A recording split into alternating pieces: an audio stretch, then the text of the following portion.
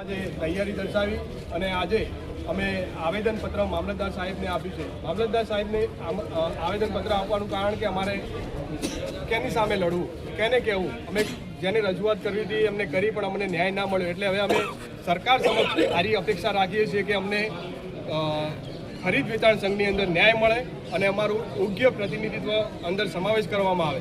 કારણ કે ઠાકોર સમાજ અમારો એ 50 થી 60% હોય અને બધો સમાજ ખેતી સાથે સંકળાયેલો હોય અને ખરીદ વેચાણ સંઘે બધી ખેતીલક્ષી પ્રોડક્ટ હોય, બિયારણ હોય કે ખાતર હોય એનું વેચાણ કરતું હોય છે અને ખેડૂતોને આપતું હોય છે. તો અમારો કોઈ પ્રશ્ન હોય તો અમે ઠાકોર સમાજનો કોઈ પ્રશ્ન હોય ખેતીલક્ષીનો તો કોની સમક્ષ રજૂઆત કરવી, અમારો કોઈ પ્રતિનિધિત્વ હોય કે કોઈ ડિરેક્ટર હોય તો એની સમક્ષ અમારો પ્રશ્ન રજૂ કરી અને અમે એનું સમાધાન લાવી શકીએ. પણ આવું થતું ના હોવાના કારણે અમે આજે આવેદનપત્ર આપ્યું છે. અમને જો એ ન્યાય નહીં મળે તો અમે આગળ પણ આની લડત વધુ મજબૂતથી અમે લડીશું.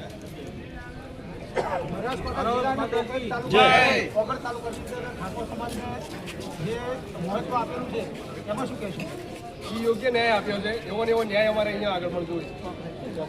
અમે એમાં અભિનંદન આપીએ સરકારને કે ખૂબ સારું. તાલુકા પંચાયત, જિલ્લા પંચાયત ઠાકોર સમાજને કોઈ ટિકિટ આપવામાં આવી, શું કહેવાય? એ પણ અમારે કોઈ બીજો કોઈ વિરોધ જ નહીં, કોઈ સંસ્થાનો કોઈ વિરોધ નથી, કોઈ સરકારનો વિરોધ નથી. અમારે આ સંઘની અંદર અમારે યોગ્ય પ્રતિનિધિત્વ જોઈએ. ઠાકોર સમાજમાં એમાં જે તમે ભાજપના કાર્યકર્તા છો, સતત કોઈ તમારી અવગણના કરવામાં આવી ખરી? આ વિષયોમાં આવતો જ નથી. અમારે તો ખરીદ વેચાણ સંઘની અંદર ન્યાયની બાબત છે અને એની સાથે અમારો દરેક સમાજના દરેક યુવાનો, આગેવાનો બધા સાથે જોડાણા છે. એટલે એ વિષયને આને કંઈ લેવા દેવા જ નથી.